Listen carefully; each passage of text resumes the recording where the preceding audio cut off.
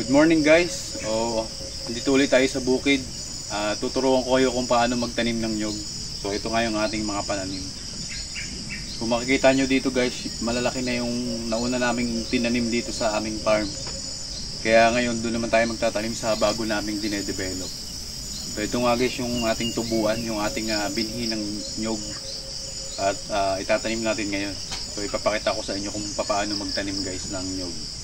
Ito guys yung itatanim natin ngayon. Ayan. So meron pa akong mga nyug na papasibulin. So ito yung gagawin nating parang tubuan. Ayan guys. Bali ihahanay natin yan dyan. Tapos papasibulin natin. Ayan, madami yan guys.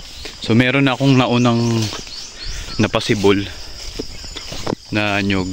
So nandito sa kabila. So yan guys, 5 years na yung ano na yan, mga nyug na yan. So yung iba dito guys nabunga na. So doon tayo magtatanim guys sa kabila. So ito yung iba kong pinapasibol guys na nyug. Ayan, nasibol na yung iba dyan. Ayan guys, ganyan yung gagawin ko dun sa isa kanina. Bali, ihahanay ko rin ng ganyan. Ayan guys, nasibol na sila Ayan. Naulpot na yung tubo. So pagka ganyan na yung tubo niya guys, mga isang dangkal, pwede niya na rin itanim yan. Ayan guys, naulpot na yung mga tubo nila. Ayan guys, yung iba dito tinanim namin na nabunga na. Ayan guys, ang lawak niya So nandun yung kambingan natin. So meron ditong isa na bunga na siya.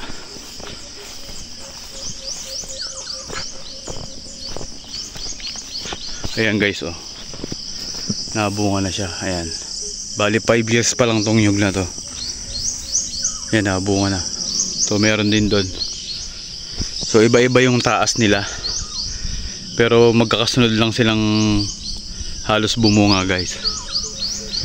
So yung layo nung pagtatanim guys, ganyan lang. Siguro mga ano yan, 5 to 6 meters yan. Pero mas maganda yung ganito kalayo.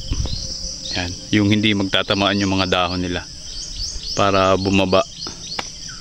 Pangit kasi yung magkakadikit masyado, hindi masyadong naganda yung bunga. So yan guys, magtatanim na tayo. Ayan guys, meron nga rin tayong bagong tanim na mga pinya. Ayan, yun yung suwi na nung pinyahan namin doon sa kabila. Ayan, nilipat ko na yung mga suwi guys. Ayan, nasa 15 na rin yung bagong tanim ko. Ayan yung sa ibaba ng talungan. Yun yung talungan guys. Ayan yung sukat guys nung pagtatanim ng pinya, 1 meter yung spacing nya. Ayan. Kasi pag lumaki yan, magdidikit-dikit din sila. Ayan guys, so doon tayo magtatanim sa kabila ng nyug.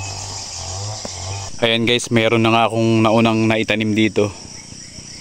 Ayan, ito yung ating sitawan. Tanim ni Papa yung mga sitaw na yan. Ayan, madami yan. So yun yung mga mais. Ayan. So bali dyan tayo magtatanim sa part na yan. Dito kasi may natanim na ako dito. Nasa 30 na yan. So ganyan yung layo nya guys pag magtatanim kayo ng nyug. Ayan. Ayan nasa 5 to 6 meters. Ito na, ito yung pananim natin guys. So doon tayo pupunta. Dyan sa gitna na. So bali dito sa part na to guys, kompleto na yan. Lahat na taniman ko na yan. Tapos nalinisan ko na siya kahapon. Ayan, malinis na. So ayan, papunta na tayo dun sa part na yun. So madami-dami pa nga yung tataniman natin papunta dun sa dulo.